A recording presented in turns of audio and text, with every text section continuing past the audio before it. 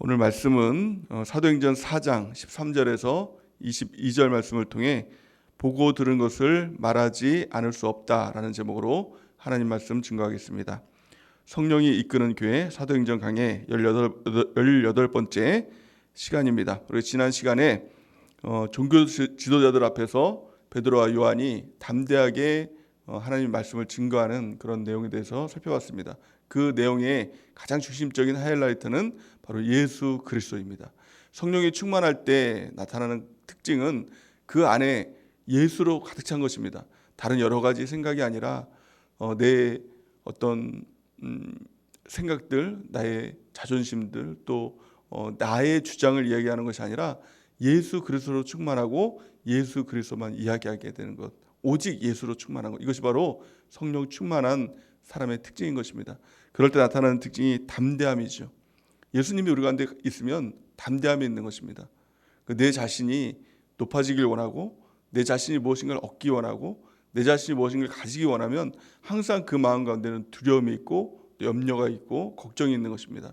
하지만 예수로 충만하다면 예수님께서 하신다, 나의 과거도 현재도 미래도 예수님께서 다 책임져 주신다라는 것을 알 때 우리 마음 가운데 담대함이 생기는 것입니다.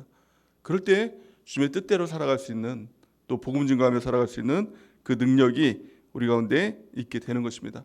오늘 말씀해 보니까 이렇게 말씀하고 있죠. 13절 말씀해 보니까 그들이 베드로와 요한이 담대하게 말함을 보고 그들을 본래 학문이 없는 범인으로 알았다가 이상히 여기며 또 전에 예수와 함께 있던 줄도 알고. 아멘. 그들이 담대하게 말했다는 것입니다. 우리 성령의 충만함의 특징은 담대함입니다. 또한 성령이 소멸했을 때의 그 특징은 두려움이고 염려이고 걱정인 것입니다. 우리의 마음을 통해서, 우리의 생각을 통해서 성령이 우리 가운데 계신지 안 계신지 이것을 우리가 점검할 수 있다는 것입니다. 오늘 이 새벽에 우리의 생각을 점검하고 우리의 마음을 점검해서 만약에 우리 마음 가운데 이 담대함이 없다면, 세상을 향한 두려움이 있고 또 걱정이 있고 염려가 있다면 우리가 성령의 충만함을 구하는 은혜가 있기 바랍니다. 기도하면 누구에게라도 성령의 충만함을 주겠다라고 약속하고 있습니다. 구하는 자에게 성령을 주시지 않겠느냐. 아버지가 아들에게 가장 좋은 것 주듯이 바로 그 성령을 주시겠다라고 약속하고 있는 것입니다. 이 새벽에도 우리가 기도함을 통해서 성령의 충만함을 받고 담대하게 승리하는 은혜가 넘치기를 바랍니다. 우리 히브리서 10장 35절 말씀을 같이 한번 읽어보겠습니다. 시작.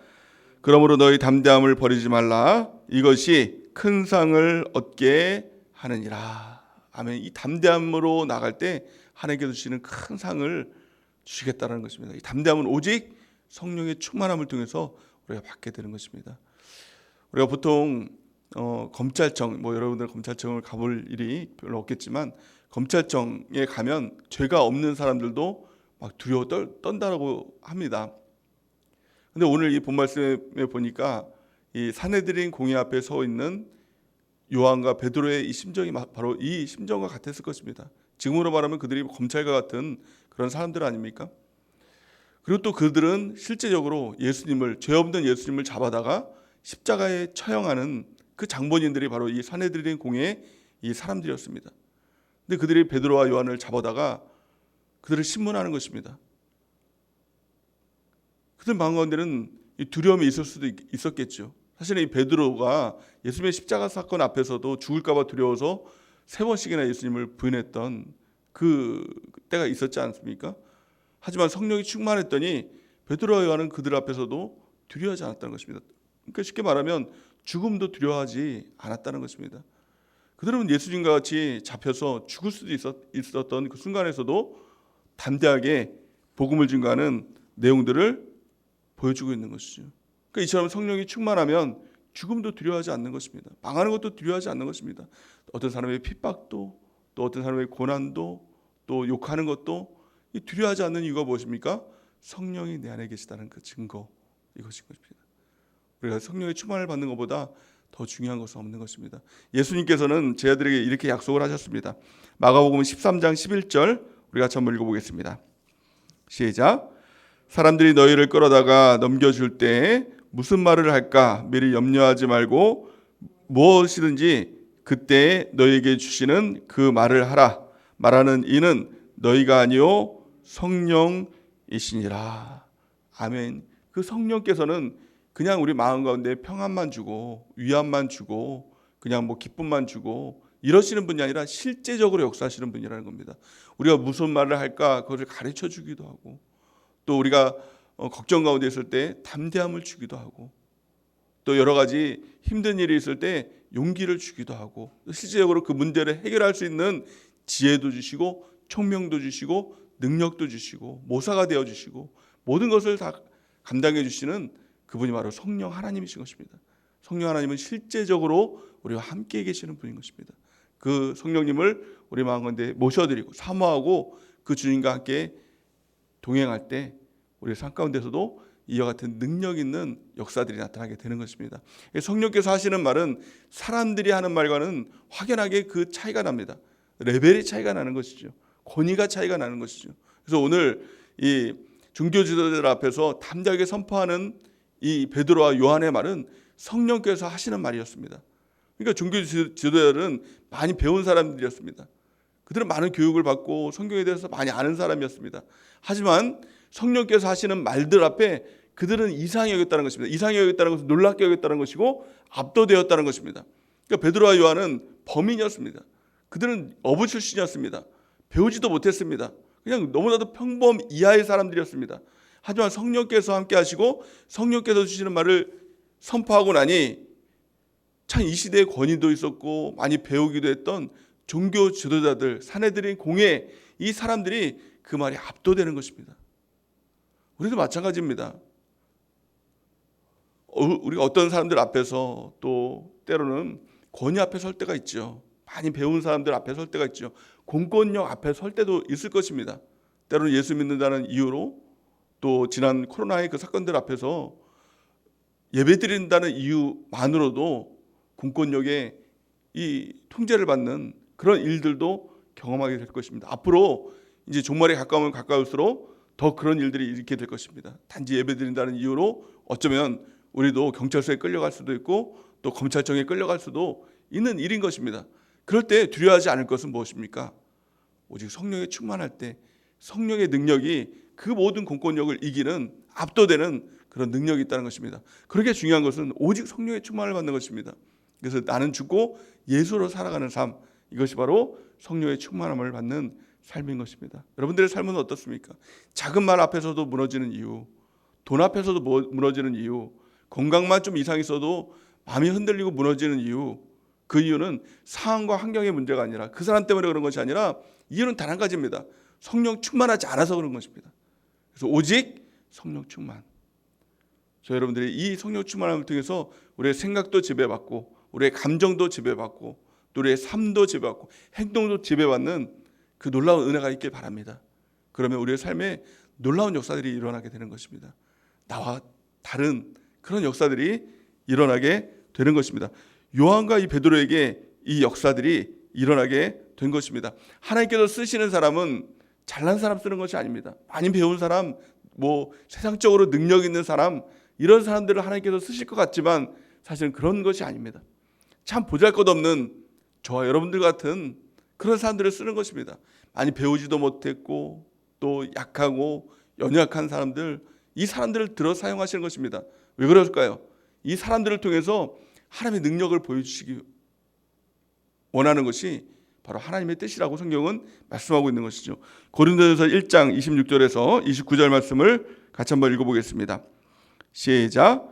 형제들아 너희를 부르심을 보라. 육체를 따라 지혜로운 자가 많지 아니하며 능한 자가 많지 아니하며 문벌 좋은 자가 많지 아니하도다. 그러나 하나님께서는 세상에 미련한 것들을 택하사 지혜 있는 자들을 부끄럽게 하려 하시고 세상에 약한 것들을 택하사 강한 것들을 부끄럽게 하려 하시며 하나님께서 세상에 천한 것들과 멸시받는 것들과 없는 것들을 택하사 있는 것들을 폐하려 하시나니 이는 아무 육체도 하나님 앞에서 자랑하지 못하게 하려 하심이라. 아멘. 이게 참 놀라운 말씀인 것이죠. 우리 예수님을 믿으면서도 종종 이런 말을 하는 사람이 있습니다. 저는 너무 부족했어요. 저는 너무 약했어요.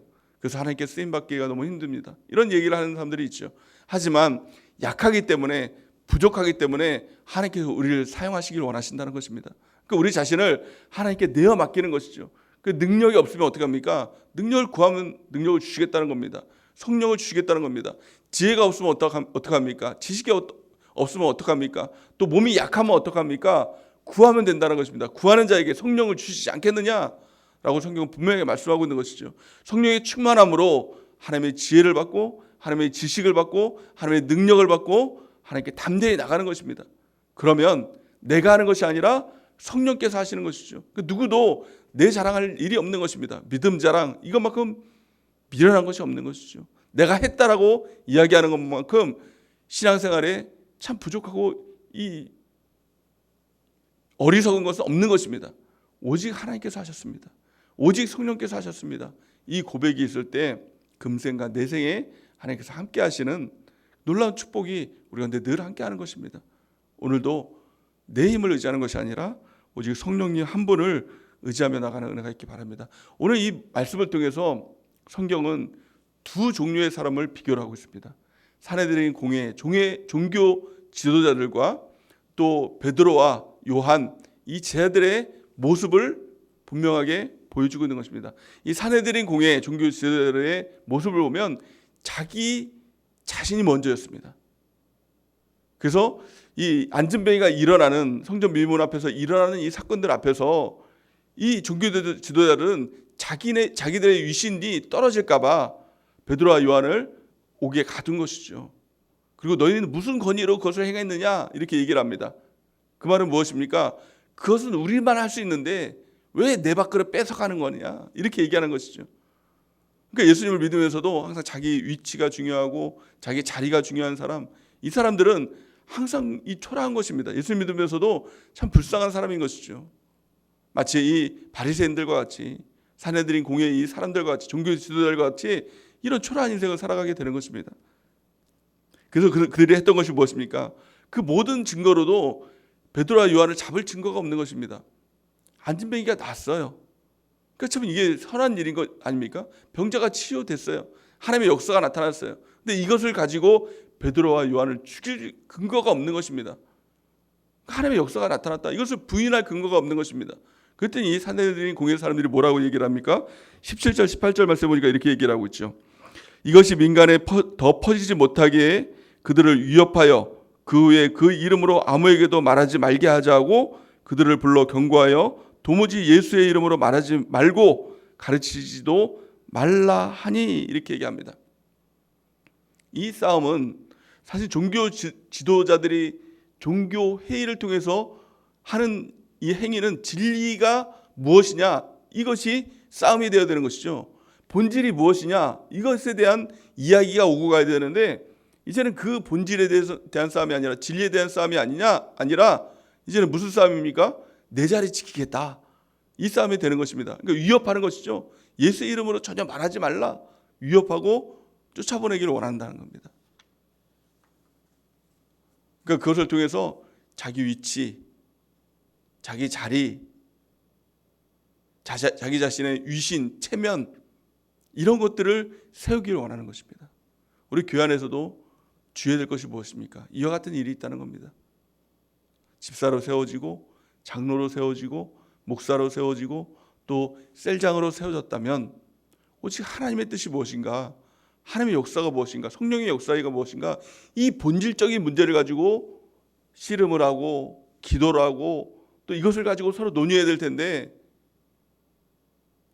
서로 자기 자리를 지키길 원하고 자기 위신과 체면을 지키기 원하고 자기 이익을 도모하길 원하고 이런 것들 때문에 교회 안에서 분란이 일어나고 싸움이 일어나고 우리 교회는 그렇지 않지만 또 어떤 교회에서는 장로파냐 목사파냐 서로 으르렁대고 싸우고 그런 일들이 일어나게 된다는 것입니다.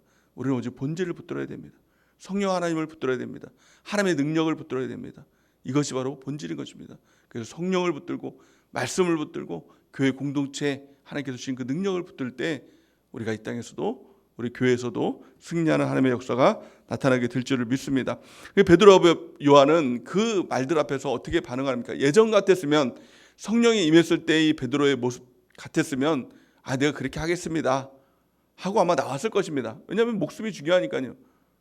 보통 많은 그리스도인들도 이렇게 반응을 합니다. 뭐 예를 들어서 경찰이나 뭐 검찰에서 뭐 이거 하지 마세요라고 하면 그렇게 할게요. 예배드리지 마세요. 그러면 네 그렇게 할게요. 뭐 그 숨어서 예배를 드릴지언정 그렇게 얘기를 하죠. 그런데요, 오늘 베드로와 요한의 반응이 어땠습니까? 우리 19절 말씀 굉장히 중요한 말씀이죠. 우리 같이 한번 읽어보겠습니다. 시작. 베드로와 요한이 대답하여 이르되 하나님 앞에서 너희의 말을 듣는 것이 하나님의 말씀을 듣는 것보다 옳은가 판단하라. 아멘. 이게 너무너무 중요한 말씀입니다. 지금 이 시대 말세를 살아가는 우리에게 있어서 정말 생명과 같은 말씀이죠. 지금 이 시대에 코로나의 시대 이제 이제 2차적인 코로나, 3차적인 코로나가 더 이렇게 온다고 하지 않습니까? 이런 시대에 정말 중요한 것이죠. 말씀은 모이기를 패하는 어떤 사람들에게 습관같이 하지 말고 이 마지막이 되면 될수록 더 모여서 예배하라 이렇게 얘기를 하죠. 하지만 이 마지막 때가 되면 이 질병 때문에 모이지 마라, 예배드리지 마라 이렇게 얘기를 합니다. 그럼 우리가 누구의 말을 들어야 되냐 하는 것입니다. 사람의 말을 들어야 됩니까? 아니면 하나님 말씀을 들어야 됩니까? 우리가 중요한 것은 오직 말씀을 붙드는 그 사람이 하나님께 쓰임받는 하나님의 종이 된다는 것입니다. 그리고 마침내 말씀대로 할 때, 하나님의 뜻대로 할 때 천국에서 우리 예수님께서 우리를 알아주신다는 것입니다. 주여 주여 하는 자마다 다 천국에 들어가는 것이 아니라 오직 하나님의 뜻대로 하는 자라야 천국에 들어가리라. 하나님의 뜻이 무엇입니까? 하나님 말씀대로 하는 사람만이 천국에 들어가게 된다는 것입니다. 오직 하나님의 말씀 붙들고 오직 성령을 의지하고 오직 하나님의 뜻대로 살아가는 저 여러분들에게는 은혜가 넘치기를 예수님의 이름으로 간절히 축원해 드립니다. 그래서 우리의 신앙은 누구의 만족을 위해서 살아가는 것입니까? 그래서 이 땅에 많은 교회들이 있습니다. 근데 교회의 타락이 무엇일까요? 그 가장 중심을 보면 사람 중심이에요. 그것이 바로 교회를 타락시키고 믿음을 타락시키고 신앙을 타락시킨다는 것입니다. 많은 목회자들이 하나님 중심으로 서 있는 것이 아니라 말씀 중심으로 서 있는 것이 아니라 어떻게 하면 성도들을 기쁘게 할까? 설교 메시지도 어떻게 하면 성도들이 그 말씀으로 기뻐하고 은혜를 받을까? 하나님의 뜻보다 성도들이 기뻐하는 그 뜻을 따라가다 보니 말씀도 타락하고 하나님의 말씀으로부터 벗어나고 이 땅에서 어떻게 하면 잘 먹고 잘 살까? 이게 성도들의 관심 아닙니까? 그것에 대해서만 이야기를 하는 것입니다. 하나님의 뜻, 그것은 복음이고 하나님의 뜻, 그것은 바로 천국인데 천국을 상실한 교회, 천국을 상실한 설교 말씀, 이것이 바로 타락인 것입니다. 베드로는 또한 이 사도 바울은 이렇게 우리 가운데 이 얘기를 합니다. 갈라디아서 1장 10절 우리 같이 한번 읽어보겠습니다. 시작. 이제 내가 사람에게 좋게 하랴 하나님께 좋게 하랴 사람들에게 기쁨을 구하랴 내가 지금까지 사람들의 기쁨을 구하였다면 그리스도의 종이 아니니라. 아멘. 우리가 정말 하나님의 쓰임받기 위해서는 하나님께 쓰임받기 위해서는 하나님을 기쁘게 하시는 삶이 먼저가 되어야 되는 것입니다. 그리고 그 다음에 보이는 것이 사람인 것입니다. 예수님께서도 대계명을 우리 가운데 말씀하셨죠. 대계명의 핵심이 무엇입니까? 먼저 하나님 사랑하라. 이것이 첫 번째다. 그리고 또 두 번째는 그와 같으니 내 이웃을 내 몸과 같이 사랑하라. 하나님 사랑이 빠진 상태에서 이웃을 사랑하는 것, 이게 인본주의가 되는 것입니다. 이게 타락이 되는 것입니다. 먼저 하나님 중심으로 서고 하나님과의 온전한 관계가 되고 그 다음에 이웃 사랑이 이루어지는 것, 이것이 온전한 관계가 이루어지게 되는 것입니다. 그리고 우리가 먼저는 내가 하나님을 기쁘게 하는 사람인가 아니면 사람을 기쁘게 하는 사람인가, 하나님 먼저인가 사람 먼저인가, 이것이 항상 우리 신앙에 있어서 이 도전이 되는 것입니다. 그럴 때 그런 상황이 있을 때 우리는 먼저 하나님을 선택하는 주의 백성되는 은혜가 넘치길 바랍니다. 사람의 말보다 먼저 하나님의 말씀을 듣고 하나님의 말씀을 붙들고 나아갈 때 그것이 바로 하나님과의 올바른 관계가 되고 신앙생활의 성숙이 되고 타락으로부터 보호되는 하나님의 역사가 나타나게 되는 것입니다. 또한 20절 말씀에는 이렇게 말씀하고 있죠. 우리 같이 한번 읽어보겠습니다. 시작. 우리는 보고 들은 것을 말하지 아니할 수 없다 하니. 아멘. 이게 너무나 놀라운 말씀인 것입니다.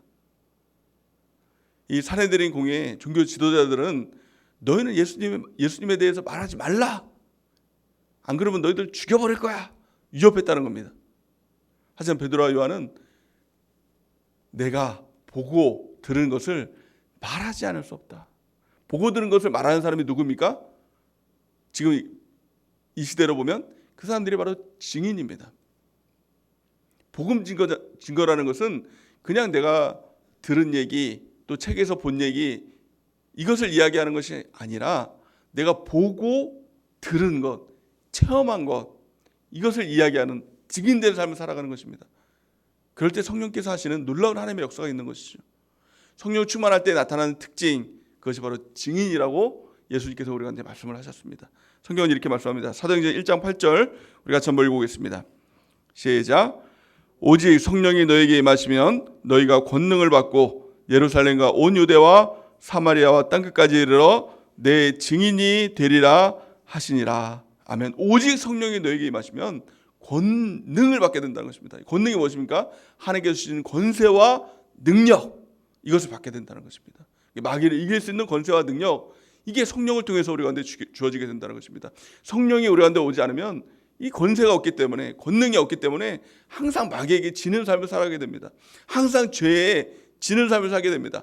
환경에 눌리고 상황에 눌리고 돈에 눌리고 질병에 눌리고 또 가정의 문제에 눌리고 자녀에게 눌리고 왜 자꾸 눌립니까? 이 권능이 없기 때문에 그렇습니다. 권세와 능력이 없기 때문에 그렇습니다. 오직 성령의 충만함을 통해서 권능을 받길 원합니다. 그래서 이기는 자가 되길 원합니다. 환경을 이기고 세상을 이기고 죄를 이기고 상황을 이기고 오직 믿음으로 승리할 수 있는 비결 이것은 바로 성령의 충만함인 것입니다. 그럴 때 어떤 역사가 나타납니까? 바로 예루살렘과 온 유대와 사마리아 땅끝까지 이르러 예수님의 증인된 삶을 살아가게 된다는 것입니다. 하나님께서 쓰시는 하나님의 종으로서의 삶을 살아가게 되는 것입니다. 성령이 우리 가운데 오실 때 체험이 있는 것입니다. 예수 그리스도에 대한 체험이 있는 것입니다. 예수 그리스도를 보고 듣고 느끼고 그 능력을 우리가 갖게 될 때 그것에 대해서 우리가 보고 들은 것을 말하지 아니할 수 없다. 증인된 삶을 살아가게 되는 것입니다. 그럴 때 많은 열매가 맺혀지게 되는 것이죠. 하나님의 뜻은 우리의 삶을 통해서 열매가 맺혀지게 되는 것입니다. 천국 나 혼자 가는 것이 아니라 성령을 받고 증인된 삶을 통해서 그 말씀이 선포될 때 많은 사람들이 그것을 믿고 함께 천국에 가는 것. 이것이 바로 열매 맺는 삶인 것이죠. 열매 맺는 삶을 살기 위해서 가장 중요한 것은 그냥 내 열심만 내는 것이 아닙니다. 무조건 전도하면 열매가 맺혀지겠지. 그 전에 반드시 필요한 것은 무엇입니까? 주님께 붙어 있어야 열매가 맺혀지게 된다는 것입니다. 성경은 이렇게 말씀합니다. 요한복음 15장 5절 우리 같이 한번 읽어보겠습니다. 요한복음 15장 5절 시작. 나는 포도나무요 너희는 가지라. 그가 내 안에 내가 그 안에 거하면 사람이 열매를 많이 맺나니 나를 떠나서는 너희가 아무것도 할 수 없음이라. 아멘. 우리 예수님을 떠나서 아무것도 할 수 없는 존재가 된 것입니다. 예수를 믿는다는 것은 그냥 예수 믿고 뭐 좋은 일이 일어나지 이게 아니라 결단입니다. 이제는 예수님을 떠나서는 나는 아무것도 할 수 없는 존재입니다. 그래서 이미도 예수님을 믿기 시작했다는 것은 세상에서 예수님께 떨어지면 이제는 아무것도 아닌 존재가 된다는 것입니다. 그러니까 성경에 보니까 사람들이 모아다가 불에 살라버리는 세상 사람들보다 못한 존재가 되는 것입니다. 하지만 예수님께서 우리 가운데 오실 때 우리는 무엇이든지 할 수 있는 존재가 되는 것입니다. 그래서 예수님 계시면 무엇인지 할 수 있는 존재가 되지만 예수님 안 계시면 아무것도 할 수 없는 존재가 되는 것. 하나님 계시면 되고 하나님 안 계시면 안 되는 존재가 바로 저와 여러분들인 것입니다. 그래서 우리의 능력은 오직 예수님께 붙어 있는 것입니다. 무엇을 통해서 붙어 있습니까? 예수님의 말씀, 그 말씀인 성경에 붙어 있어야 된다는 겁니다. 예수님의 영인 성령에 붙어 있어야 된다는 겁니다. 예수님의 몸된 지체인 바로 이 교회에 우리가 붙어 있어야 그 능력 가운데 살아갈 수 있다. 많은 열매를 맺으며 살아갈 수 있다라고 성경은 우리에게 가르쳐주고 있는 것입니다. 우리의 능력은 내 자신의 능력이 아닙니다. 우리는 힘으로도 능으로도 아무것도 할 수 없는 존재인 것입니다. 오직 하나님의 영으로만 우리가 모든 것을 할 수 있는 존재가 되었다라고 성경 말씀하고 있는 것이죠. 스가랴 4장 6절 우리 같이 한번 보겠습니다. 시작. 그가 내게 대답하여 이르되 여호와께서 스룹바벨에게 하신 말씀이 이러하니라. 만군의 여호와께서 말씀하시되 이는 힘으로 되지 아니하며 능력으로 되지 아니하고 오직 나의 영으로 되느니라. 아멘. 우리가 하는 모든 일들 이제는 내 힘으로 안 됩니다. 내 능력으로 안 됩니다. 이것을 우리가 하나님 앞에 고백하는 이 새벽 시간이 되길 원합니다. 하나님, 내 힘으로는 안 되는 존재입니다. 내 능력으로는 아무것도 안 되는 존재입니다. 오직 성령 하나님이 오셔야 성령의 능력으로 우리가 모든 것을 할 수 있는 존재임을 깨닫고 이 시간 우리가 성령의 충만함을 구하는 은혜가 있기 바랍니다. 또한 내 지혜로, 내 지식으로는 안 됩니다. 오직 말씀의 영이 우리한테 오셔야 됩니다. 말씀 붙들고 성령 하나님 붙들고 우리 교회 공동체에 붙어서 우리가 그것을 붙들고 승리하는 삶을 살아가는 우리 모두가 되는 은혜가 있기를 예수님의 이름으로 간절히 축원해 드립니다. 오직 성령 충만 받기 원합니다. 오직 그 담대함으로 승리하며 나가길 원합니다. 나로서는 안 되는 존재이다. 이것을 먼저 깨닫기 원합니다. 예수님을 떠나서는 나는 아무것도 할 수 없는 존재다. 우리가 그것을 느끼며 살아가고 있지 않습니까?